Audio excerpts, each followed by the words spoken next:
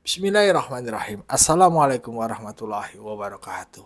Sobat-sobat ngabarin kabar terkabar, semoga selalu dalam keadaan sehat walafiat, serta diberikan rezeki yang halal, berkah, lancar, dan juga banyak. Kali ini gua bakal membagikan sebuah tayangan pidatonya Mas AHY, anaknya Pak SBY, Presiden ke-6 Republik Indonesia. Beliau menjadikan Prabowo sebagai inspirasinya di dalam berpolitik. Jatuh, bangun lagi. Demi memberikan yang terbaik untuk rakyat Indonesia. Begitu dalam kutipannya saat berpidato di depan Kadin. Bagaimana selengkapnya? Mari kita simak saja bersama videonya. Let's go. Apa kabar semuanya? Ini jam makan siang sebetulnya Mas Anin. Saya khawatir menunda kebutuhan yang paling mendasar. Padahal Pak Prabowo sudah mengatakan swasembada pangan. Pangan itu nomor 1. Jadi saya tidak akan lama-lama di sini. Saya khawatir nanti ada protes dari panitia. Yang jelas kehadiran saya di sini sebagai wujud kebersamaan. Tadi Mas Anin Ketum menyampaikan sebagai strategic partner dari pemerintah. Saya pun hadir, mudah-mudahan bisa menjadi strategic partner sekaligus sahabat bagi Kadin. Kalau melihat tema hari ini sangat relevan dan tentunya penting, tekan kemiskinan, poverty, ini musuh kita bersama. Yang kedua, dorong pertumbuhan ekonomi. High economic growth, 8%, bukan angka yang kecil. Sesuatu yang sangat optimis, sebagian mengatakan ambisius. Tetapi kalau bukan kita yang bekerja keras, kalau bukan kita yang punya optimisme, lalu siapa lagi? Dan ini yang diharapkan menjadi kekuatan ekonomi ke depan yang disampaikan dalam berbagai kesempatan oleh Bapak Presiden Prabowo Subianto. Astacita bisa kita baca dengan jelas dan pilihan policy ini tergantung kepada kita.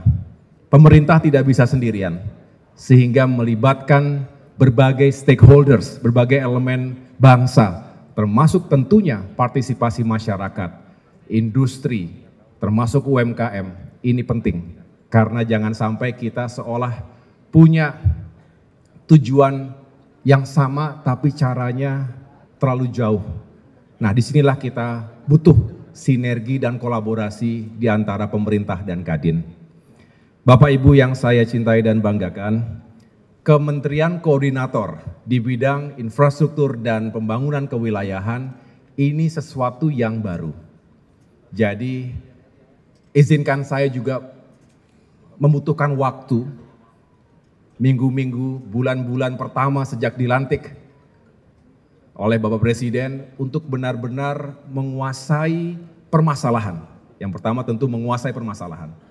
Apa saja yang menjadi permasalahan dan tantangan di bidang infrastruktur selama ini.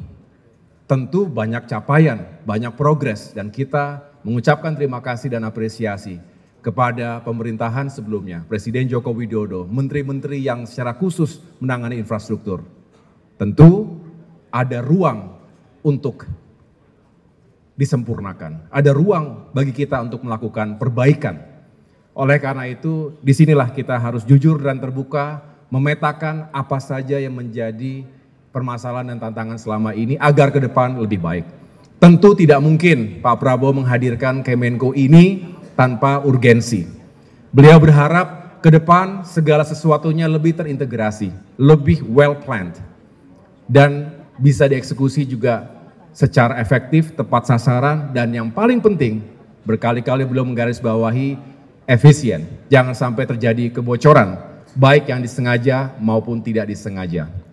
Ini yang menjadi core business dari Kemenko Infrastruktur dan Pembangunan Kewilayahan. Saya boleh cerita sedikit Pak, Ibu, tentang apa saja yang ada di bawah Kemenko itu? Apa sudah menguasai semuanya? Kalau sudah, Mas Riko, saya bisa diantar ke tempat pernikahan berikutnya. Kalau belum, sama-sama kita belajar. Saya tidak pernah malu-malu mengatakan bahwa saya juga masih belajar. But I'm more than willing to learn fast. Untuk belajar cepat dan sama-sama kita mencapai tujuan yang baik. Infrastruktur dan pembangunan kewilayahan, di bawahnya ada 5 kementerian teknis yang dikoordinasikan. Yang pertama Kementerian Agraria dan Tata Ruang, Badan Pertanahan Nasional, ATR BPN. Saya 8 bulan berada di sana, ternyata memang urusan lahan dan tata ruang ini sangat mendasar. Jadi kalau di breakdown, 60% permasalahan Polhukam saja itu terkait Polhukam ya, terkait dengan lahan. Nah, urusan investasi dan juga pembangunan infrastruktur di berbagai daerah juga selalu diawali dengan lahannya bagaimana. Ada tidak kepastiannya. Jangan sampai justru masih bermasalah apalagi dicengkram oleh mafia-mafia tanah. Saya rasa tidak ada di sini yang pernah menjadi korban mafia tanah. Atau ada yang bersahabat dengan mafia tanah di sini?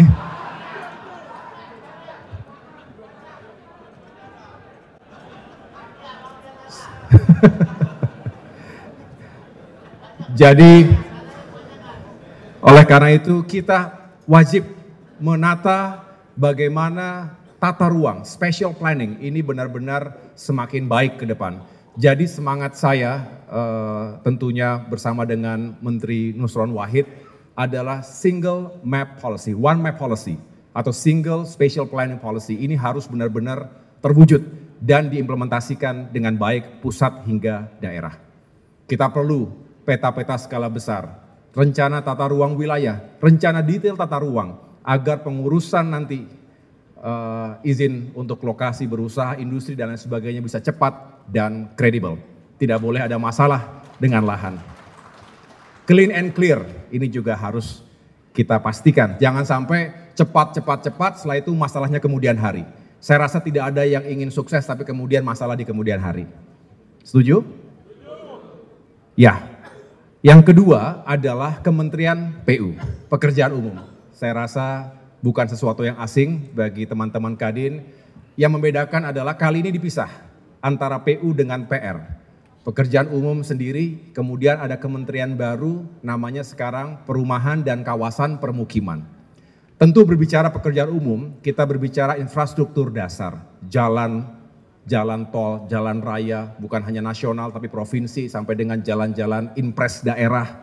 Kemudian bicara juga tentang bendungan yang kita tahu bukan hanya untuk menyiapkan air baku tapi juga untuk bisa irigasi, mendukung sawah-sawah para petani yang diharapkan bisa berkontribusi untuk menciptakan swasembada pangan 5 tahun ke depan. Dan tentunya bisa digunakan untuk pembangkit listrik, baik itu mikrohydro maupun pembangkit listrik tenaga surya, terapung dan lain sebagainya. Green energy, renewable energy. Jadi banyak pekerjaan, sepanjang mata memandang tentu ada sentuhan infrastruktur, ada sentuhan konstruksi dan setiap infrastruktur melibatkan berapa ratus jenis industri. Jadi ini tentu menjadi peluang buat kita semuanya. Ke depan kita akan melanjutkan pembangunan nasional, bukan hanya pembangunan strategis nasional, tapi juga pembangunan desa-desa. Tadi Pak Anin mengatakan mengentaskan kemiskinan, termasuk extreme poverty dari desa. Tetapi ingat, di kota, di sekitar kita juga masih terlihat wajah kemiskinan ekstrim. Kemarin, ini terkait dengan kementerian ketiga, Perumahan dan Kawasan Permukiman. Baru kemarin, hari Sabtu, saya bersama Menteri Perumahan, Bapak Marwara Sirait, untuk melakukan penataan sekaligus pemindahan saudara-saudara kita yang bukan hanya tahunan. Ini mengagetkan, belasan puluhan tahun bahkan, tinggal di bawah kolong jembatan. Jadi orang tuanya sudah tinggal di kolong jembatan, dia lahir di kolong jembatan, punya anak juga di kolong jembatan, 3 generasi. Kita mungkin tidak punya bayangan yang utuh karena tidak pernah merasakan kehidupan yang getir seperti itu, tetapi tugas dan kehadiran negara benar-benar dinantikan, dipindahkan masuk ke rumah-rumah susun, mudah-mudahan kehidupan mereka lebih baik. Ini baru satu contoh bahwa infrastruktur pendekatannya langsung pada kesejahteraan, eradicating poverty. Kalau hanya menyediakan konektivitas untuk kalangan tertentu saja, menengah ke atas, artinya negara tidak hadir untuk semua. So infrastructure for all, ini harus menjadi tagline dan pondasi kita ke depan. Nah, yang keempat, Kementerian Perhubungan. Perhubungan tentu berkaitan erat dengan bagaimana kita memudahkan dan sekaligus mengurangi cost of transportation, cost of logistics. Manusia, barang, dan jasa saat ini relatif masih tinggi cost-nya.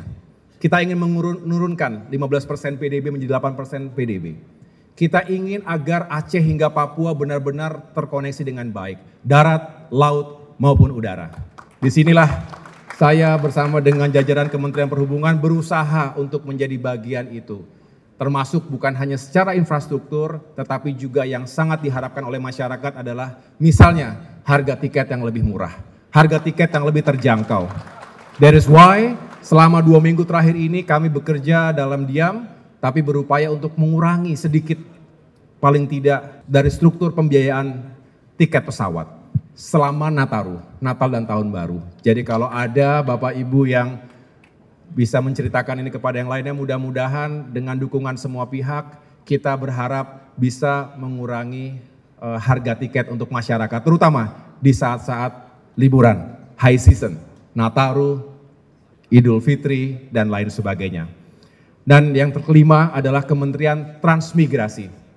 Tentu tidak dibaca sebagai transmigrasi ala Orde Baru, di mana itu besar-besaran memindahkan manusia dari Pulau Jawa ke pulau-pulau lainnya, tetapi sekarang lebih pada merevitalisasi lokasi-lokasi transmigran dan juga fokus pada transmigrasi lokal. Tujuannya adalah menciptakan tadi pemerataan, jangan sampai gapnya terlalu besar antara Jawa dengan non-Jawa, antara kota dengan desa.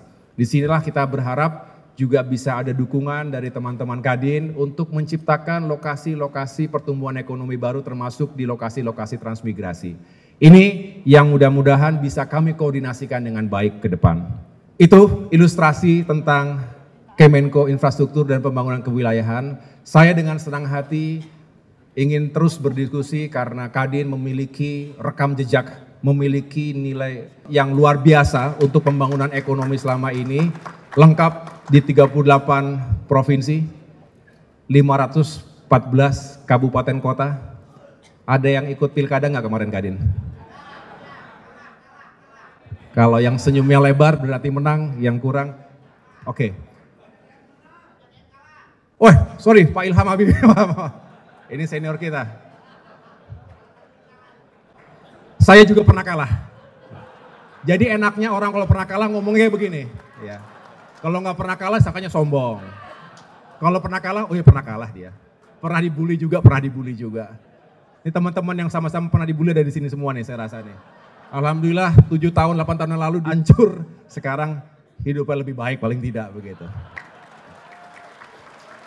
That is a circle of life, cycle of life. Dunia usaha sama, dunia politik sama, dunia militer juga begitu. Cuman bedanya kalau di politik, kalau di militer dalam perang hanya bisa mati sekali saja. Dalam politik bisa hidup dan mati berkali-kali, hidup lagi. So stay strong. Ya, never give up. Lihatlah presiden kita. Itu contoh terbaik tokoh pemimpin yang never give up. Presiden Prabowo Subianto. Luar biasa. Jadi kalau ada yang belum berhasil sekali 2 kali, take it easy. It's okay. It's okay. Ya, it's okay. Ya, begitulah tadi penyampaian dari Mas Ahaye ya. Bagaimana progres di kementeriannya ya. Nah, cakap sekali beliau ini kalau pemaparannya ya. Ya insya Allah secakap dengan kerjanya. Itu yang diharapkan oleh Presiden Prabowo Subianto ya. Supaya menteri-menterinya bekerja dengan sangat baik. Sesuai dengan apa yang Pak Prabowo inginkan. Yaitu untuk mensejahterakan masyarakat di negeri ini. Ya, luar biasa. Dan Mas Ahaye ini salah satu aset bangsa ya. Beliau masih muda. Masih panjang lah perjalanan beliau ya di dunia politik. Dan mungkin bisa jadi banyak pelajaran yang akan didapat dari Mas Ahaye ini. Ya, bagaimana menurut pendapat sobat-sobat? Berikan pendapatnya di dalam komentar. Wassalamualaikum warahmatullahi wabarakatuh.